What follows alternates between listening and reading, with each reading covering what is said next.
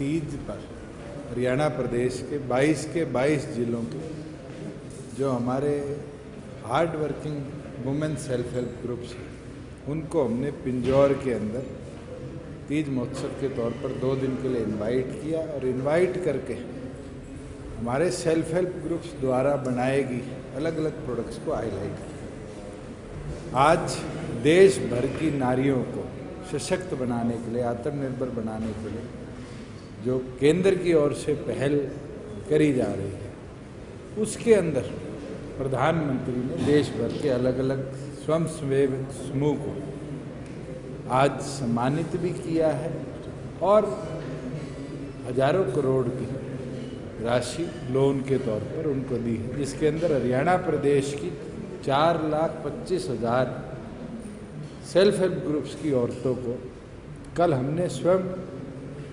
लगभग 4,000 करोड़ के आसपास की फाइनेंशियल हेल्प देने का काम है।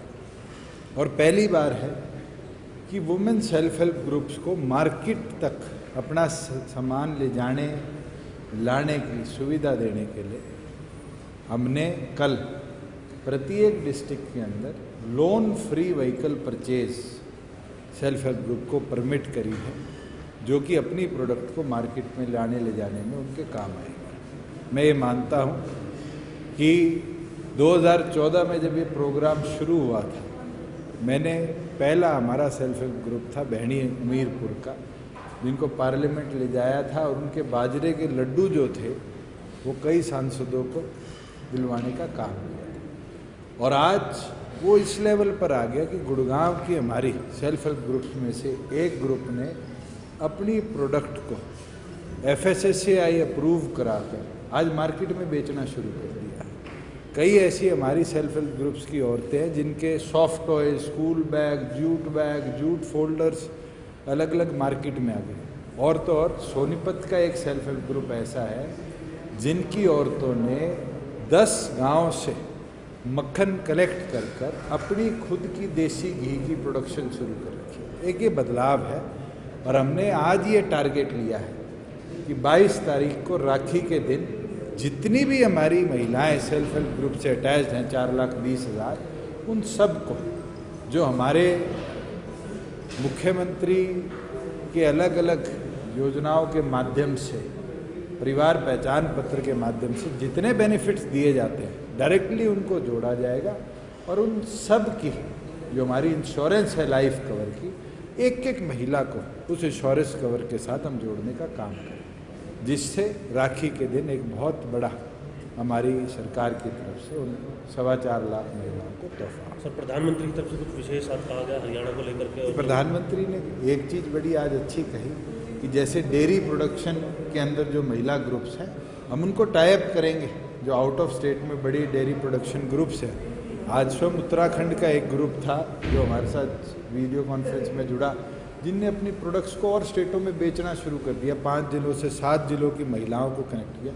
हम भी ये टारगेट लेंगे कि 1 प्रोडक्ट 1 क्लस्टर से आगे जब हम बढ़ रहे हैं 1 प्रोडक्ट 1 ब्लॉक पे, उस स्कीम के अंदर सेल्फ हेल्प ग्रुप्स के लिए at least block wise dairy production का, आज डेयरी प्रोडक्शन के साथ साथ आपके बिस्किट प्रोडक्शन हो, जो ये बेकरी प्रोडक्ट्स हैं, और साथ में जो हमारे हाउस होल्ड की चीज़ें हैं, साबुन है, सर्फ है, ये हरियाणा की एक ब्रांड डेवलप करके, जैसे खादी के लिए हरियाणा ने खादी बोर्ड बनाया है, सेल्फ हेल्प ग्रुप की औरतों के लिए भी हम जल्द डिस्ट्रिक्ट लेवल जो हमारे सेक्रेटरीट है उसके ऊपर CSR से नहीं तो HDRF से 2-2 कमरे और उसके साथ एक इन नारी समूहों के लिए कॉन्फ्रेंस रूम बनाकर ऐसी व्यवस्था बनाएंगे कि इनकी प्रोडक्ट सेंट्रलाइज सेलिंग भी शुरू हो जाए, प्लस फ्लिपकार्ट, अमेजोन जैसी ब्रांड्स के साथ भी हम इनका टाई अप कराएंगे कि ऑनलाइन भी अपनी प्रोडक्ट को ग्लोबल मार्केट में बेच पाए।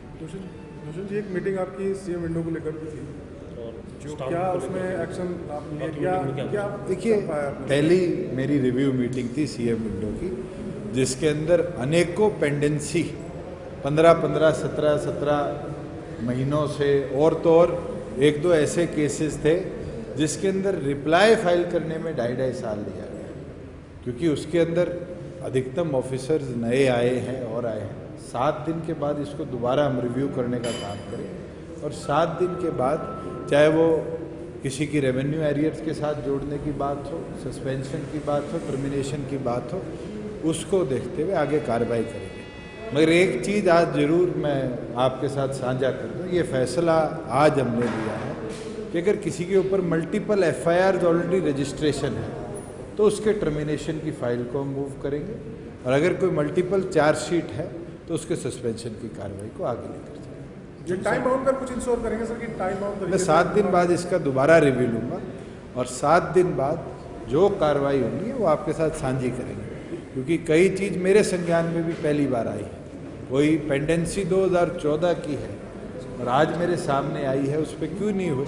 उसके अंदर मल्टीपल ऑफिसर्स भी इन्वॉल्व है। अगर एक्शन लेंगे तो एक पर नहीं, फिर सब पर लेंगे जिनने या तो उस इंक्वायरी को लंबित करने में अपना सहयोग किया है या फिर उस इंक्वायरी को कहीं ना कहीं दबाने का प्रयास किया है, तो उन तमाम अधिकारियों के खिलाफ फिर एक्शन लिया जाए। सर, संसद के अंदर आप देखने के लिए राज्यसभा में मिला कि मार्शल जो है वो हैंडलिंग कर रहे थे, ऐसे आरोप विपक्ष ने लगाए हैं, किस तरीके से देखते हैं आप?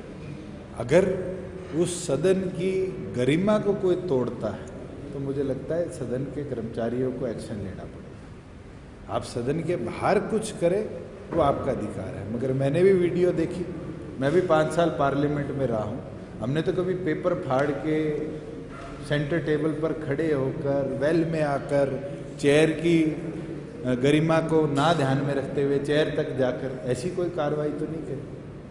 अगर आप उस सारी गरिमा को तोड़ रहे हैं तो मुझे लगता है marshals are duty bound to take action. और ये तो एक नहीं, ये तो विधानसभाओं में तो उठा कर ले जाते हैं, यहाँ तो रोकने का प्रयास किया। हरियाणा में जो पुलिस की भर्ती का पेपर जो लीक हुआ सर, इस मामले में विपक्ष ये कह रहा है कि पूरी तरह से आपकी गठबंधन सरकार। मैंने स्वयं मुख्यमंत्री से भी इस पे बात करी थी। सरकार गंभीर है, कई लोग इसके अंदर अरेस्ट हो चुके हैं और इसके तार जोड़े जा रहे हैं। अगर कोई स्टाफ सिलेक्शन के अंदर भी इसमें इन्वॉल्व मिलेगा तो जो कार्रवाई आज उन लोगों के विरुद्ध हुई है, जो लोग पेपर की आंसर की को मार्केट में बेच रहे थे, जिनके पास नगद पकड़ा गया है, वैसी ही कार्रवाई हरियाणा सरकार उन तमाम लोगों के विरुद्ध में, क्योंकि अभी अंडर इन्वेस्टिगेशन है। हम नाम आपको नहीं आज चर्चा में ला सकते, मगर कई लोग इसमें इन्वॉल्व हैं। पुलिस अपनी इन्वेस्टिगेशन जैसे ही कंप्लीट करेगी उन तमाम लोगों के विरुद्ध सख्त कार्रवाई। भूषण जी, एक जीएसटी से रिलेटेड सवाल है। राज्यसभा में कल एक सवाल के जवाब में सरकार ने कहा है कि हरियाणा देश में जीएसटी फ्रॉड के मामलों में दूसरे नंबर पर है महाराष्ट्र के बाद। देखिए, जीएसटी का दर्ज हुई है, तो फिर आप ये मानकर चलो कि हरियाणा फ्रॉड के मामले में दूसरे नंबर पर सबसे आधुनिक तरीके से एक्शन ले रहा है। एक्शन लेने के मामले में तो अच्छी बात है कि जो लोग टैक्स फ्रॉड करते हैं उनको पकड़ने में हम काबिल हैं। और मैंने तो स्वयं 2 IRS अफसर डेपुटेशन पर, क्योंकि सिस्टम को सेंट्रल सिस्टम के साथ रिवैम्प करने के लिए हमें ज़रूरत थे, डिप्यूट किया है और इंडिपेंडेंटली एक टीम बनाई है जो इन तरह के IT रिलेटेड सॉफ्टवेयर्स के माध्यम से, जिनमें कहीं ना कहीं आपके आर्टिफिशियल इंटेलिजेंस की ज़रूरत पड़ती है, उनको इन्वॉल्व करे। और उसका असर आया है कि पिछले दिनों एक मिठाई वाला, मैं डिस्ट्रिक्ट तो नहीं बताऊंगा आपको, डिटेल जब हम शेयर करेंगे, मिठाई वाले के ऊपर करोड़ों की टैक्स चोरी निकली थी। हमने जब ई-कॉमर्स वेबसाइट जोमेटो का डाटा चेक करवाया तो एक पिज़्ज़ा बेकरी है जिसने लॉकडाउन के अंदर 4 करोड़ का पिज़्ज़ा बेचा, मगर सरकार को 1 रुपये का टैक्स नहीं दिया। अनेकों एक केस आए हैं। एक हमने पीछे स्पेशली हमारे जो एडिशनल एक्साइज टैक्सेशन कमिश्नर है उनकी निगरानी के अंदर सिरसा रेड मारी, जब पता चला कि एक कोई ट्रेडिंग का काम करता था और उसने 63 करोड़ की टैक्स चोरी करी हुई थी। तो इन तमाम मामलों में अब ये केसेस हम पुलिस को हैंड ओवर नहीं कर रहे, हमारी स्पेशलाइज्ड टीम इस पे काम करके डायरेक्ट टू कोर्ट एक्शन ले जाकर उन लोगों को अरेस्ट भी कर रही है। और जो लोग प्रदेश के टैक्स का 1 रुपया भी चोरी करेंगे उनको हम बख्शेंगे नहीं, उनके खिलाफ सख्त कार्रवाई करेंगे। और अब जब हमने लूप होल्स नहीं है, मैं आपके साथ हरियाणा में ही क्यों है? पीछे भी साझा करके आता था। हम पहले मॉड्यूल 1 ऑफ जीएसटी थी जिसके अंदर केवल मात्र 4 स्टेटें थी जो अपने खुद के सोर्सेज से डाटा कलेक्ट करके केंद्र से रिक्वेस्ट करके चलती थी। फॉर एग्जांपल हम विप्रो के साथ जुड़े हुए थे क्योंकि विप्रो वैट में हमारा सहयोगी रहा। हमने अप्रैल में ये फैसला लिया कि जब 4 साल जीएसटी के पूरे होंगे, और मैंने भी पिछले 1 साल में रिव्यू किया था कि इसमें दिक्कतें आती है, हम केंद्र से रिपोर्ट मांगते हैं, 21 दिन लग जाते हैं रिपोर्ट आने में, इतने में कंपनियां बंद हो जाती हैं, तो हम भी केंद्र के मॉड्यूल पे जाएं। और इसलिए अप्रैल में हमने फैसला लिया और अब 1 जुलाई से हरियाणा 30वां राज्य बना जो मॉड्यूल 2 पे शिफ्ट हुआ। और मॉड्यूल 2 पे शिफ्ट होने का फ़ायदा ये हुआ कि अब रियल टाइम डाटा इंटरेक्शन है। अगर हमारी आर्टिफिशियल इंटेलिजेंस टीम को आज दिल्ली की, मुंबई की, मध्य प्रदेश की कोई नकली कंपनी से इंटरेक्ट करना है, उसका डाटा कलेक्ट करना है, उनके स्टेट से कनेक्ट करना है, तो हमें फिर 21 दिन इंतज़ार नहीं करना पड़ता।